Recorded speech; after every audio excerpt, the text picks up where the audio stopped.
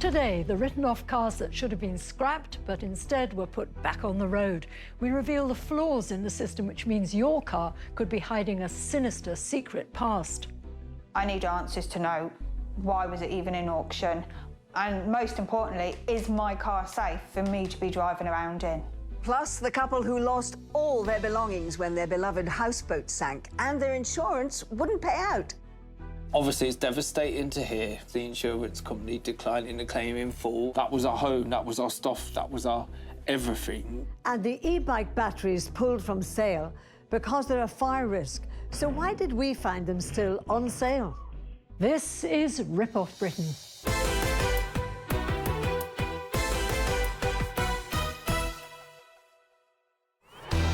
Hello and welcome to Rip Off Britain, the series that sets out to keep you and your money safe.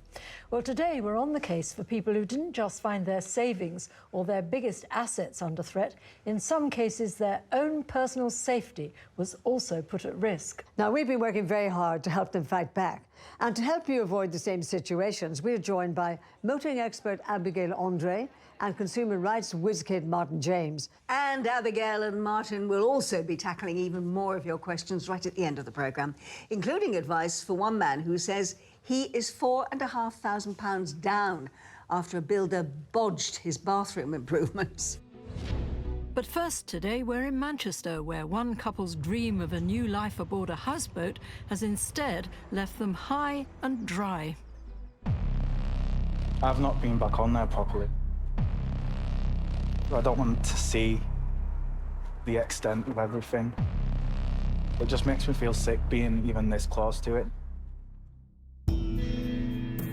It just feels like a complete nightmare, but the nightmare is real, and actually the time we did spend on the boat, that was almost like a dream that's sort of long gone. Keith Gray and Niall Sr.'s journey began here at New Islington Marina in 2023. The flat they rented overlooking the canal was expensive, and they found themselves priced out of the local property market. Just over the past couple of years, trying to afford somewhere just becoming like ridiculous. So they hit on the idea of moving onto a houseboat. Come on, Willow.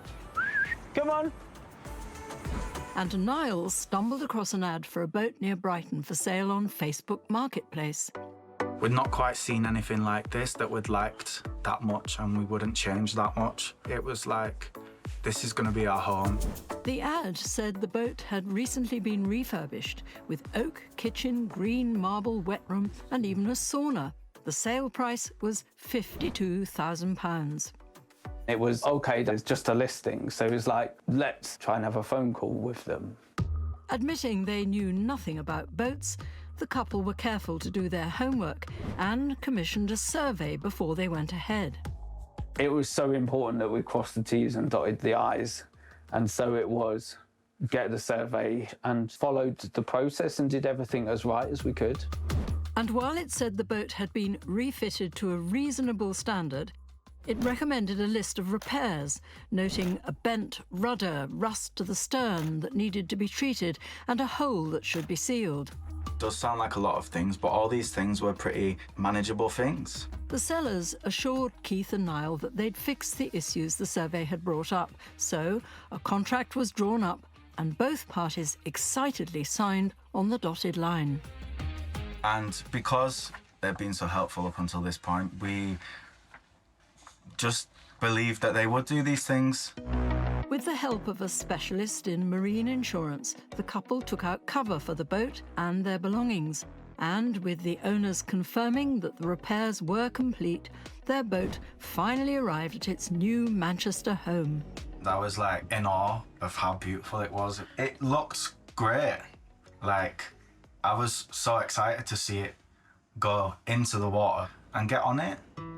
Niall and Keith spent December settling into their new home before heading off to visit family for Christmas. But on Boxing Day, Niall received a worrying photo from a concerned neighbour at the marina. It was obvious that something was very, very wrong. The entire bottom of it was above the water. Imagine someone sending you a picture of your house at a 45-degree angle. The feeling is a very daunting feeling. the couple rushed back home and were faced with disaster.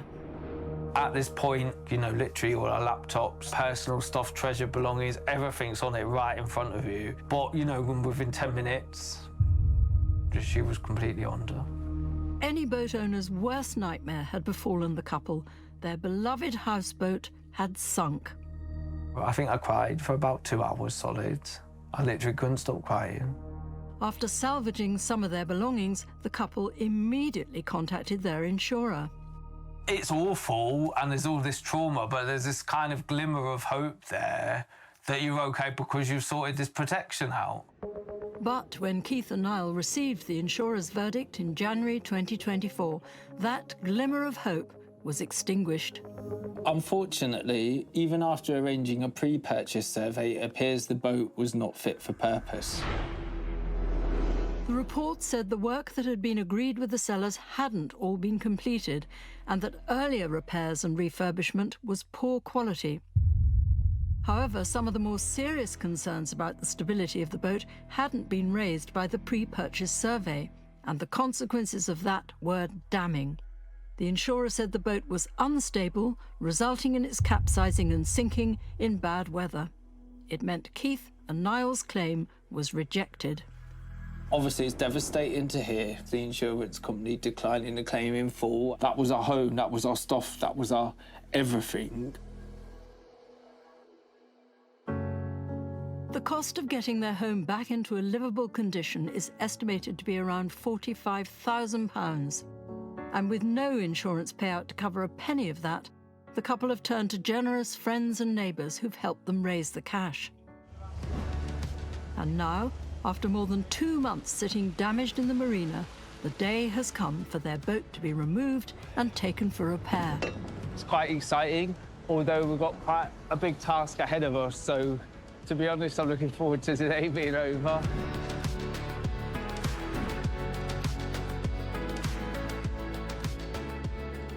There she goes, the beginning of the beginning.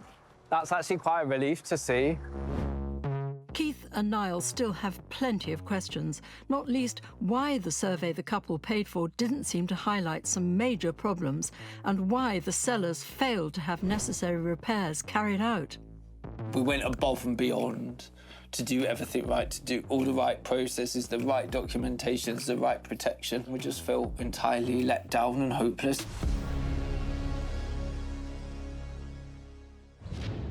Well, the repairs to Keith and Niall's narrowboat are still ongoing, and actually they've sent us some pictures of progress so far, but as you can see, it's rather a long way to go. Still, boys, good luck with it all, and we really hope you're back in your home soon. Now, I have consumer expert Martin James with me now to go through all the details of this case. Martin, what's your take on it so far? Well, what an absolute nightmare for Niall and Keith, and I really, really do feel for them. The boys really did all due diligence, as we always say. So what can they do? Well, all's not lost. The couple who sold the boat had told them that those repairs were done. Now, a lot of people may be watching this and be thinking, well, I would have gone and checked that. Well, the fact of the matter is, a lot of the repairs that were necessary were not visible. They are behind lots of parts of the function of the boat. And I think it's actually quite unfair to expect them to do any more. I think that the insurer should have asked for an additional structural report if they'd wanted to factor that in, or if they felt that it was going to be necessary if there was a problem further down the line. So frankly, I go to the Financial Ombudsman about this one. Well, when we spoke to the insurance company, it told us it sympathised with the circumstances surrounding the loss of the vessel. It stressed that every claim it receives is investigated fully. It urged policyholders to ensure a qualified professional conducts an independent survey before they buy such a boat and to get evidence that recommended works are done to a high standard. So, Martin, the insurer is sticking to its decision, but what about the pre-sale agreement that Keith and Niall had with the sellers? Does that influence things at all? Well, legal action is the way forward. And, you know, this is a form of contract and it's useful in court. So get everything in writing that you can do. You don't have to kind of get solicitors involved in every aspect, but it does make sense to get a specialist to help you. I've spoken to loads of people in the boating community out there, very, very friendly group of people. There's loads of guides and information. But remember, that proof, that documentation is what you need to take the matter further. And absolutely vital to make sure that everything here is watertight. That's the one pun I'll allow you. Martin, thank you very much indeed. Thank you. We tried to contact the company that carried out Keith and Niall's pre-sale survey, but received no response. Meanwhile, the sellers of the boat declined to comment. Well, it's time now for our advice clinic, where some of the nation's best experts are standing up for your rights. And Martin's back in the hot seat to join me on this one.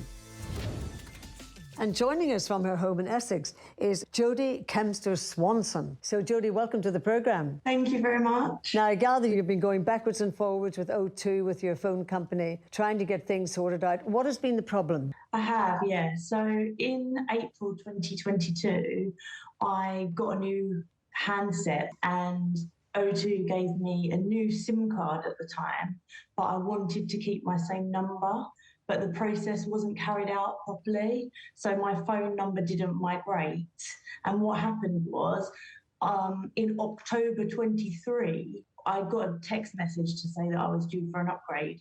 So I went into a store and they investigated it and said, "Why are you paying 3 different bills?" Wow. And I was completely unaware that I was. Jodie, to be devil's advocate, when you were looking at your bills over quite a long period of time, did you not notice that there was something strange going on, that there were 3 accounts? I didn't know. And when I spoke to O2 later on, they said that it was normal then for handset and airtime to come out as separate payments. So to me, it wasn't concerning. So how much do you reckon you've spent so far that you shouldn't have? When I calculated it, it's just over £500 Wow. that I paid out on airtime that I didn't ever use. So, Martin, you deal with all kinds of consumer issues. So what do you make of this one? Well, this is a really, really frustrating situation. So the fact that this scenario has happened, Jodie needs to make a formal complaint. But once you've made enough complaints and you feel that you're not getting anywhere, ultimately, you're free to take the case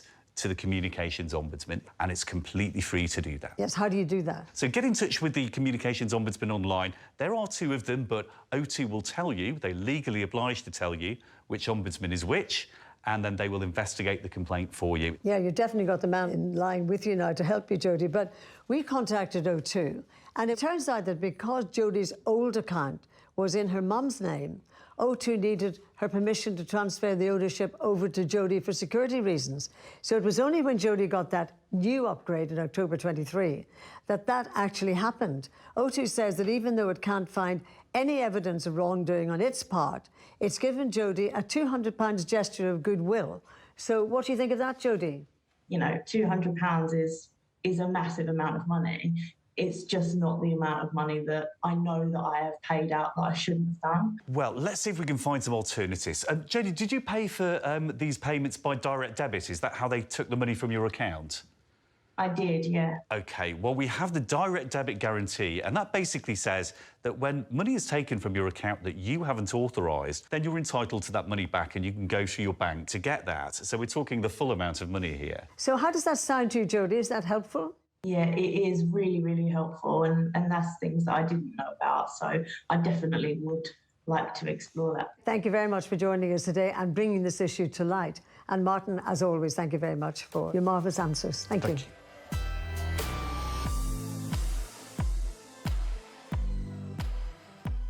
Well, if, like Jodie, you've got a problem for our advice clinic experts to sink their teeth into, we've now got even more ways than ever for you to get in touch with us, including a new WhatsApp number. You can send questions for our experts or indeed a message for anyone on the team to 0330 678 1321.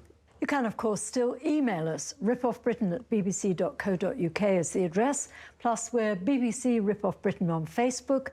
And our postal address is Ripoff Britain, BBC Media City UK, Salford, M50 2BH. And our usual warning, though, please don't send us any original documents because, unfortunately, we can't return them.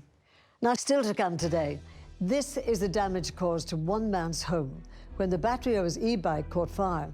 And he'll be joining us later as we ask whether enough is being done to keep people safe and aware of the risks of certain types of e-bike batteries.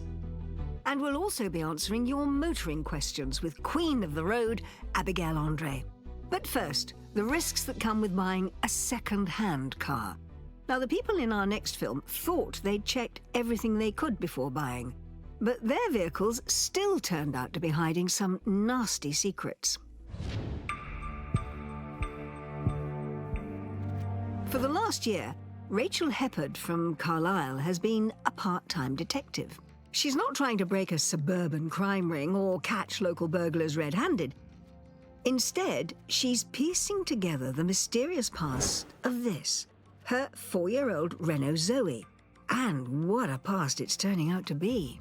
It's quite shocking, actually, that my car's just allowed back on the road with no investigations into it. When Rachel bought her Zoe from a private seller back in 2021, she did her research. A car history check reassured her the little runabout wasn't hiding a dodgy past. We also contacted Renault themselves to see if it still had warranty, and it all come back saying it was fine. But after 20 months of happy motoring... I heard a knocking noise. I decided to take it to Renault, my local dealership, and I wasn't worried because it would be covered by warranty. But when the Renault mechanics reported back, they had some shocking news. It was only when they opened the motor, which is a sealed unit, they saw that there was silt and debris in the motor. The evidence suggested the car had been submerged in floodwater. I was devastated because I didn't know how, with all the checks that I had done, and surely I should have known. The damage was not covered under the warranty, so Rachel was forced to shell out more than £6,000 for a new motor. But soon she was in for an even greater shock. The dealership revealed the car had previously been an insurance write-off, albeit of the type that's allowed to be repaired and put back on the road. Even so, all Rachel wanted to do now was find out if her car was hiding any other secrets. When we left the dealership at Renault, we then decided to do our own investigation. Rachel knew her car had originally been bought from a Renault dealership in Wales, so she called several before pinpointing which one and learning the truth. I found out that my car had been involved in a flood caused by Storm Dennis at the dealership in Wales. The water depth was 0.8 metres to 2 metres high, which would have totally covered my car. None of which had been declared by the private seller she bought the car from. The dealership told Rachel the floods damaged hundreds of vehicles, and its insurer, Allianz, instructed a salvage agent to remove them. They even posted about it on their website 2 weeks later. Major incident team recovers over 700 vehicles during floods. Allianz declared the cars write-offs. In line with industry practice, the level of damage was assessed, and the cars assigned to one of 4 categories. Category A and B write-offs are the most severely damaged, and these cars have to be scrapped. Though in Category B cases, undamaged parts may be salvaged and reused. Category S vehicles have sustained repairable structural damage, while cars in the write-off category assigned to Rachel's Renault, Category N, have no structural damage and can be repaired. But the car history check Rachel had done before buying the car hadn't come up with any of this, probably because not all such sites check write-off records. Desperate to find out as much as she could, Rachel wrote to Allianz. I have questions. I need answers to know why was it even in auction? Why did it not show up on a check? And most importantly, is my car safe for me to be driving around in? But they've not responded to me at all. As an electric car, the Renault's battery is under the floor, and Rachel's discoveries so far all suggest that it was submerged in the floodwater, so she's worried it might not be safe. To help her find out if it is, we've enlisted expert independent vehicle assessor Ross Hadfield to inspect the car. Signs of water inside the rear lamp on this side. Same on this side, but this seems like there's been more liquid in this lamp. We've actually got residue on the bulkhead above the motor. The battery tray has got residue in it. There's residue in the fuse box. As it's an electric vehicle, you've got high voltage cables and motors that have been clearly submerged. It's quite a dangerous situation. And Renault's own internal documents back up Ross's opinion, saying that if the battery has been submerged in water, it's non-reparable and should not be detached from the vehicle. So I've had a good look round the car. I found sediment inside the car, under the bonnet, in the footwell, everywhere. The main thing is you've got a battery pack in a car that the manufacturer states should not be in use once it's been submerged. Ross believes this means that the car's Category N status, which is for vehicles that can be repaired and put back on the road, is wrong. Rachel, your car's been terminally damaged by flood water. Car's not safe to use, it shouldn't be on a public road. Should be Category B.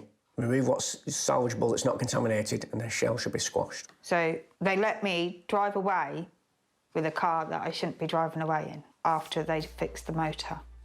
Yeah. When we spoke to the dealership, Lookers Renault Carlisle, it told us that following its inspection, it recorded the flood damage and its discovery date across all Renault platforms, adding that no further diagnostic tests were required. Lookers say it made clear to Rachel that ongoing electrical issues were likely due to the flood damage, which also invalidated the warranty. But despite this, Rachel authorised repairs, and the dealership says she expressed a strong desire to have the vehicle back on the road. But Rachel has told us that at this point, the potential risks were not made clear enough. Lookers stressed the case is highly unusual and that it has every sympathy for Rachel. Meanwhile, Allianz told us it stood by its original decision to give the car a Category N status. It did, however, apologise for not replying to Rachel's letter, blaming this on a problem with the redirection of the post from an old address to which Rachel had written. After all her recent discoveries, Rachel is considering her next steps. So it's going to affect my life. I can't get to work. My son, I can't get him to school, and I can't afford to buy another car now because all my money's gone in to the car that I can't use. Elizabeth Gratian from Stalybridge in Greater Manchester knows just what it's like to be sold a car with a dark past. In 2017, she and her husband bought a Peugeot 208 from her local branch of dealership chain Evans Halshaw. And they returned 4 years later when it was time to trade up to a new model. And they told us we were better off selling it privately as we could get double the money. And we felt that was a bit weird. So the couple took the car to an independent dealer, which quickly made a frightening discovery. They told us to come into the office and they'd done a check on it and it came about a Category B write-off. But Category B write-offs should never be returned to the road, and only undamaged parts may be stripped and reused. I was speechless because I couldn't believe I'd been driving around in an unsafe car, and on top of all that, the car is worthless to me or anybody else because it should be scrapped. Just like Rachel, Elizabeth came over a bit Columbo in her quest to uncover the truth. She paid for an online vehicle history check and discovered it had been in a serious accident in 2016, 9 months before she'd bought it, and was declared a total loss. So Elizabeth went back to the dealership for an explanation. They said there'd been a mix-up regarding the car and they'd get back to us. Evans Halshaw offered to buy the car back for just under £2,000. Not satisfied with that response, Elizabeth and her husband took the firm to court, and in June 2023, it was ordered to take the car back and return the full £6,316 they'd originally paid, plus £800 in costs. But a few months later, they went online, wondering what became of their old Peugeot. We typed in the registration and it came up that the car had been insured and got an MOT, and we couldn't believe that. We thought it had been squashed, crushed. Elizabeth then wrote to us, and of course we just had to find out how a car that should have been crushed could have been put back on the road not once, but twice. It's all to do with something called the Motor Industry Fraud and Theft Register, or MIAFTA for short. which is where insurers record the details of every written-off car. We discovered that at the time of the accident in 2016, the car had a private number plate, and the insurer responsible for updating MyAfter inadvertently logged the write-off status against that private plate. Following the crash, someone repaired the car and put it back on the road with the original registration plates, which of course had no record of the crash. So Evans Halshaw couldn't have known that the car was written off when it originally sold it to Elizabeth. The mistake wasn't noticed until November 2020, 4 years after the crash, which is when MyAfter was finally corrected. But nobody told Elizabeth. And what all that doesn't explain is how, 3 years later, the car is back on the road once again. It raises more questions how they can, sell on Category B vehicles knowing they are Category B and they're still back on the road. When we spoke to Evans Halshaw, it apologised to Elizabeth and explained that when she bought the car in 2017, its car history checks found no record of it being written off. It added that a comprehensive mechanical and electrical inspection was carried out before it sold the car, but no visual or mechanical signs of damage were found, which would indicate that it had been a write-off. Evans Halshaw said further tools have now become available to check the history of a car, alongside widely used HPI checks. And the firm told us that following the court ruling, it bought the car back from Elizabeth and disposed of it via auction, clearly stating it was Category B or total loss. The auction firm confirmed it was clearly described as such when it was sold. Well, joining me now is motor industry expert Ian Ferguson. Ian, just picking up from what we've just heard from the dealership, I gather you've done quite a bit of investigation. Have you managed to track down the person that now has Elizabeth's car? Yes, so we spoke with the current insurer, who then put us in touch with the driver, and we've managed to speak to him now and make him aware of the state of the car. And what was his reaction? He was shocked. He didn't know it was a write-off when he bought it, not least a Category B. However, he's decided that he wishes to keep the car, and the car is still on the road, taxed, insured and MOT'd. How on earth is that possible? Well, we spoke to DVLA, who tell us that they wrote to the current keeper and told him the car was scrapped, but didn't take any further action, which I think is wrong. They should have been more robust in their actions. Just take me through what's happened here, because one assumes that once a car has been described as a write-off and given a Category B rating, it should be taken right off the road. So who is responsible for doing that? So when the Category B is applied to the car, the insurance company should have disposed of it correctly, and that's not happened. People have made money out of it again after it's been sold on as a salvage car with a Category B, but because the markers are not robust enough, and the other agencies who should be preventing these vehicles from being used on the road, their fall down has then allowed it to go back onto the road for a second bite.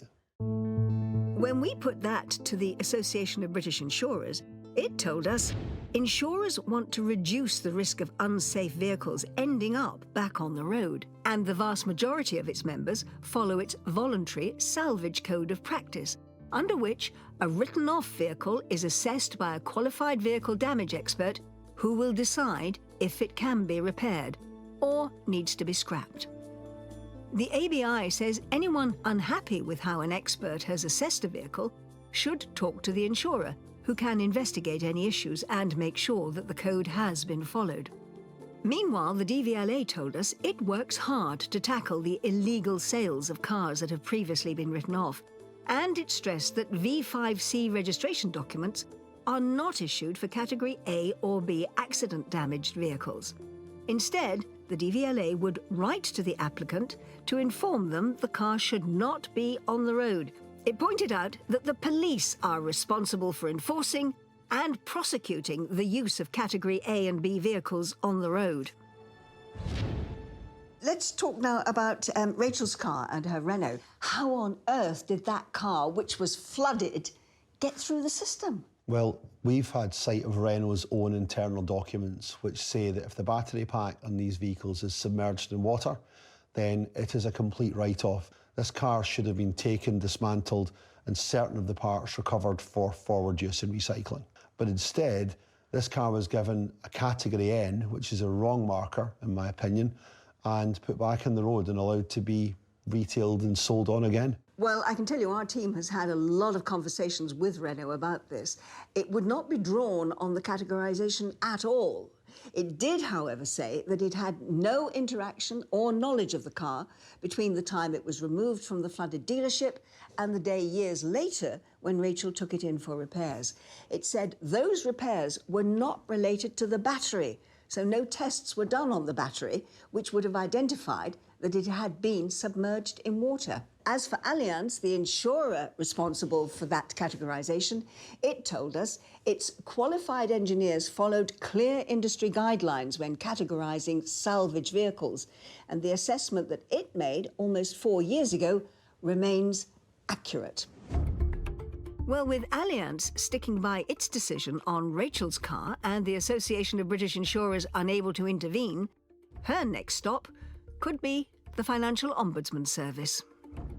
Ian, people will be buying second-hand cars. What sort of checks should they make to ensure that they are buying a car that is not Category B and has somehow slipped through the net? Well, the sad fact is that they can't check everything, because if the insurer hasn't correctly notified the database that logs it, then that car will carry on through the retail chain without any markers being applied to it at all. But at the very least, anyone considering buying a car should buy from somewhere reputable. They should make sure that they're seeing a current V5 logbook, which at the bottom of it will tell you if it's got a Category A or a Category B or a Category S marker, and that's important to look for. And they should make certain that they're using one of the proprietary provenance check sites that you can find on the internet. Well, Rachel did do a check on the car herself, and nothing turned up. How do you know which of these sites is reliable? Well, a good place to start are the trade bodies that regulate the dealer's activity. In Scotland, that's the Scottish Motor Trade Association, and in England, it's the Society of Motor Manufacturers and Traders, or SMTA or SMMT, and you can find them on the internet, and they'll be able to point you in the direction of reliable checking sites and reliable dealers that can help you. Ian, it is a minefield of a situation, but thank you very much indeed. Welcome.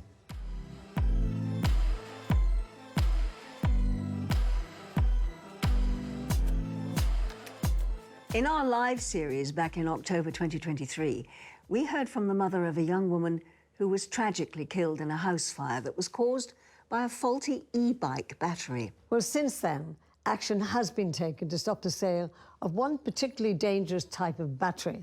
But shortly I'll be hearing from people who say that that simply is not enough. Before that, though, here's a reminder of that original film. On New Year's Day 2023, the lives of the friends and family of 21-year-old Sophia Duarte from London were changed forever. Sophia moved to the UK from Portugal with her mother Maria and went to school here. She liked travel. She have a strong personality. Happy girls. She had so many dreams. One of them, she wanted so much to be a mom. She won't be able to do that. We miss her very much, very much.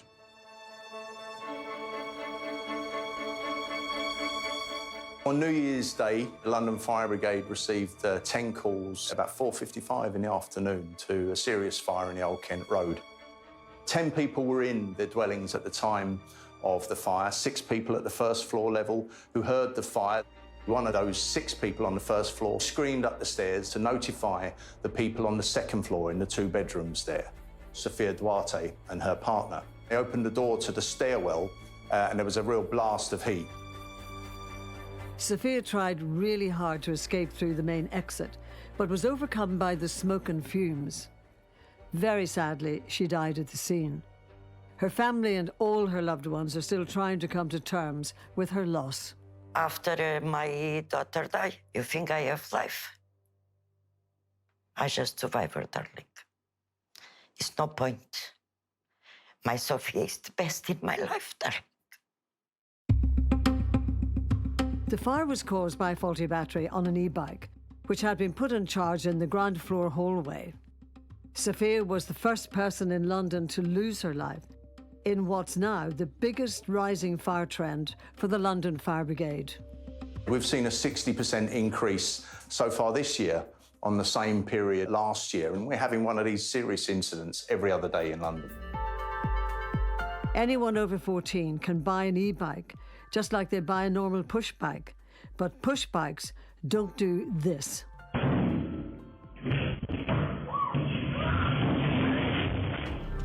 The cause of these devastating fires are the lithium batteries which power e-bikes and e-scooters. There's probably about 150 lithium-ion cells in there. As you can see, only a few of them have been defective and caused this kind of fire here, but that's still been sufficient to cut through that aluminium base plate at a temperature of at least 660 degrees. E-bikes bought from reputable dealers should meet stringent safety standards to make sure that this never happens. But the fire service says cheaper batteries found in battery conversion kits that can be used to power any old bike pose a fire risk. Those batteries don't always come with their own charger, so people are buying a different charger to use with that battery. And so that can lead to overheating and can lead to fires. To prevent more deaths, the London Fire Brigade is calling for better regulation to stop people unknowingly buying dangerous products. We're working with government, in particular the Office for Product Safety and Standards, to get better regulation and enforcement, and especially with the online marketplace, where, frankly, people have been buying dangerous products. For Maria and family friend Alda, stronger regulation just can't come soon enough. Need change soon as possible. Do something strong. And people are dying. It needs to stop. I just hope that we can get help from entities to put pressure on the government to prevent more deaths, so people don't have to suffer anymore. That's all.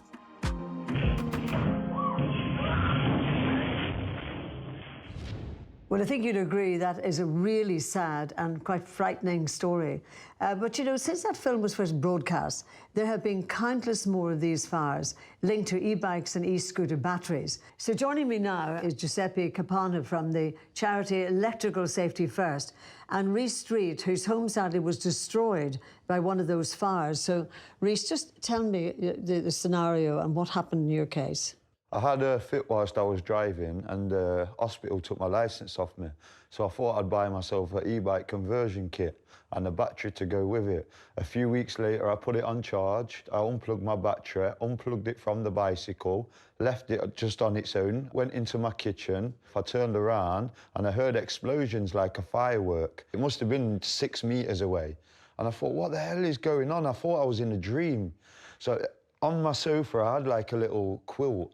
Luckily, I had this quilt to hold up and walk past the fire like this. And, of course, your children could actually have been there at the same time. Yeah, my children could have actually been there. The worst thing was it was just before Christmas. I had all my children's Christmas presents in there my whole life. And, Rhys, we actually have some footage here that you've taken of your flat and the damage that it did to your home. That's the bed that my little boy was asleep in. There's his toys burnt on the bed.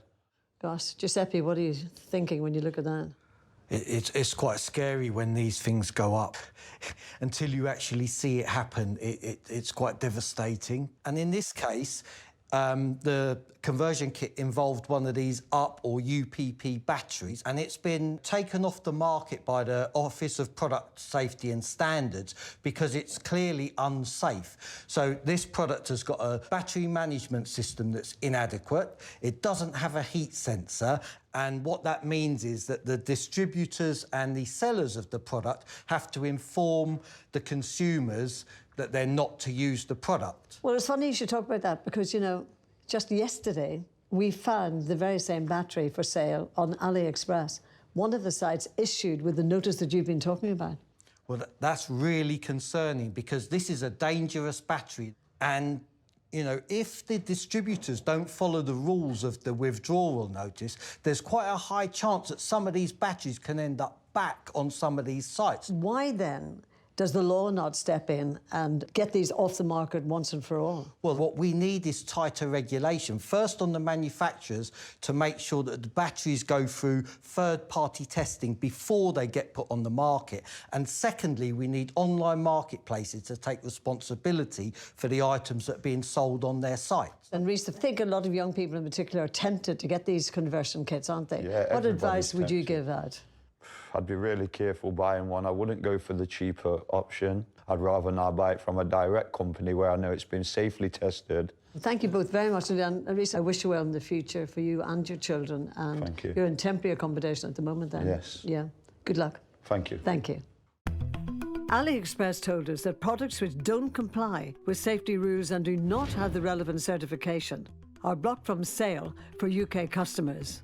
When we informed AliExpress about the up battery we found, it subsequently learned that the seller responsible had taken deliberate steps to circumvent the site's controls and requirements.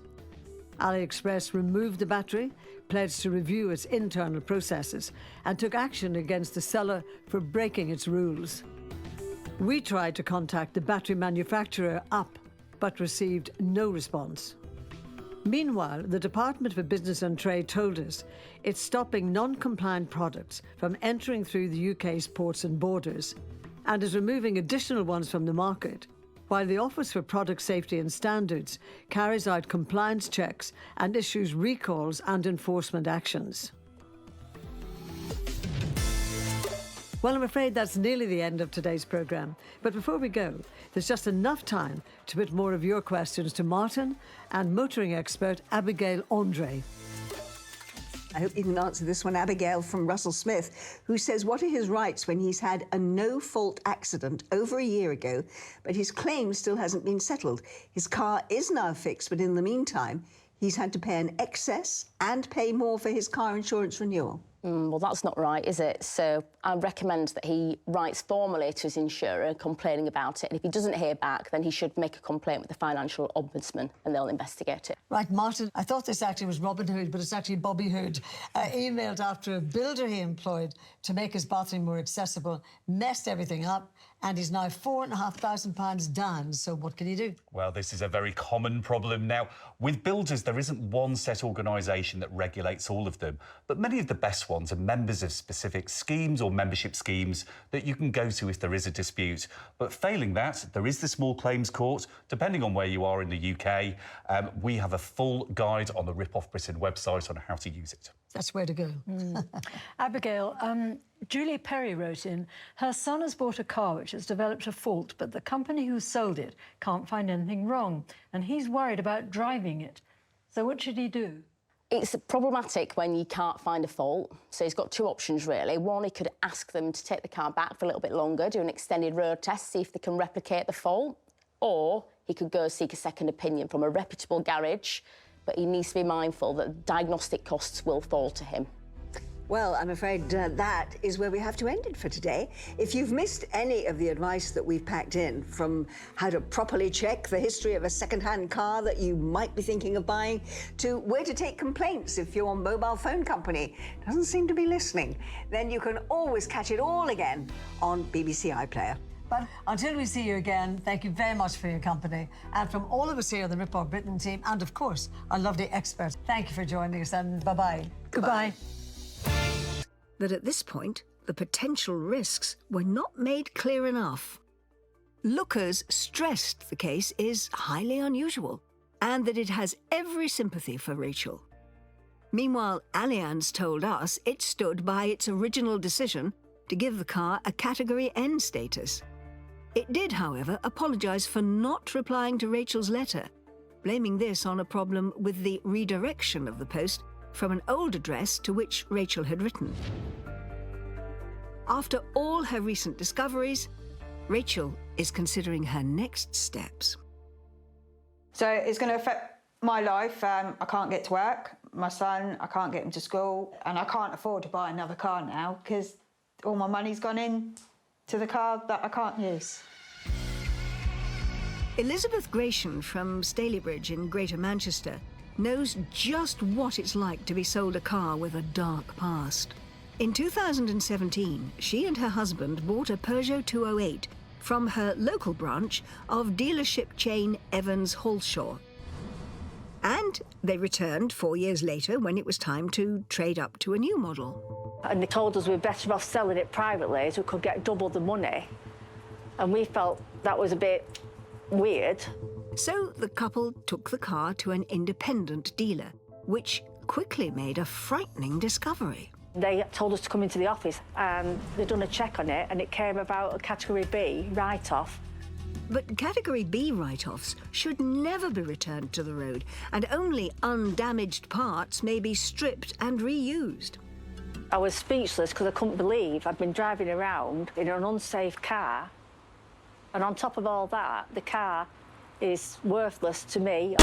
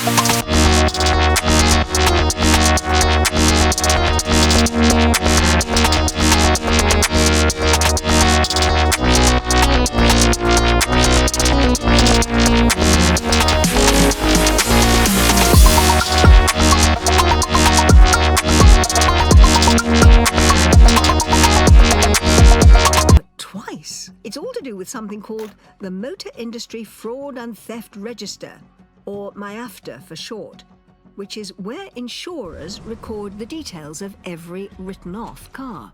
We discovered that at the time of the accident in 2016, the car had a private number plate, and the insurer responsible for updating MIAFTA inadvertently logged the write-off status against that private plate.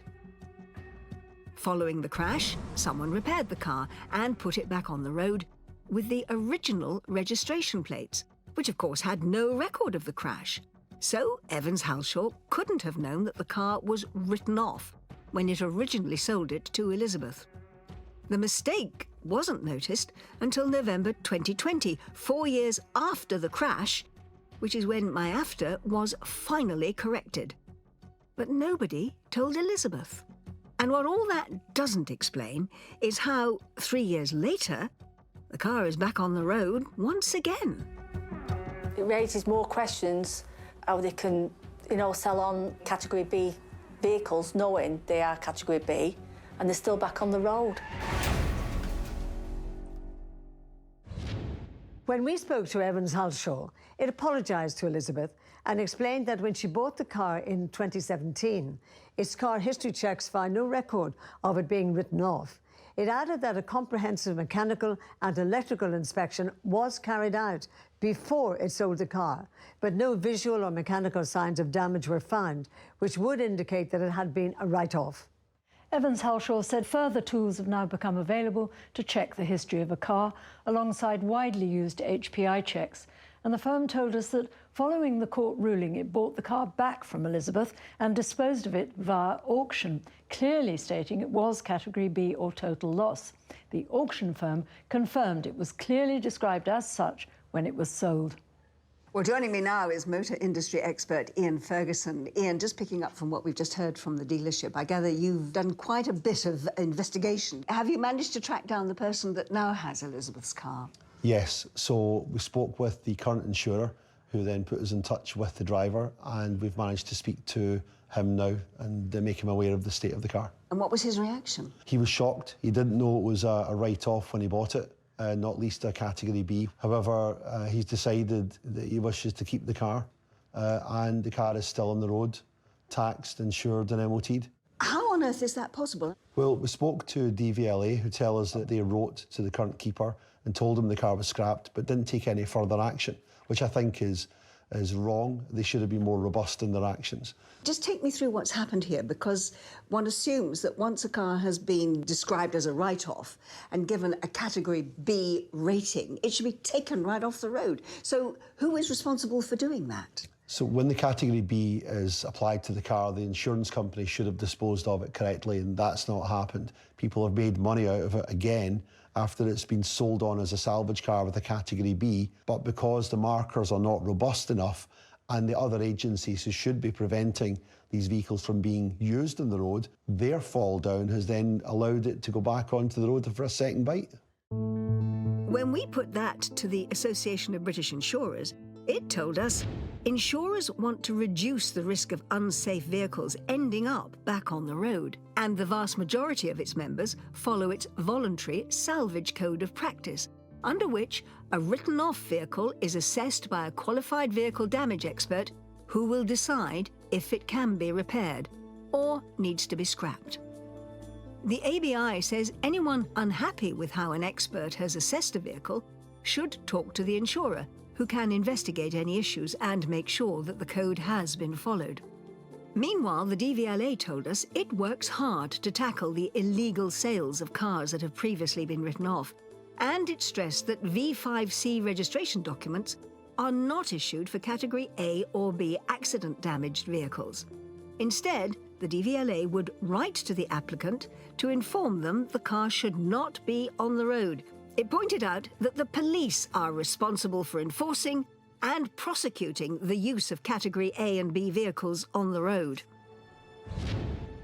Let's talk now about Rachel's car and her Renault. How on earth did that car, which was flooded, get through the system? Well, we've had sight of Renault's own internal documents which say that if the battery pack on these vehicles is submerged in water, then it is a complete write-off. This car should have been taken, dismantled, and certain of the parts recovered for forward use and recycling. But instead, this car was given a Category N, which is a wrong marker, in my opinion, and put back on the road and allowed to be retailed and sold on again. Well, I can tell you our team has had a lot of conversations with Renault about this. It would not be drawn on the categorisation at all. It did, however, say that it had no interaction or knowledge of the car between the time it was removed from the flooded dealership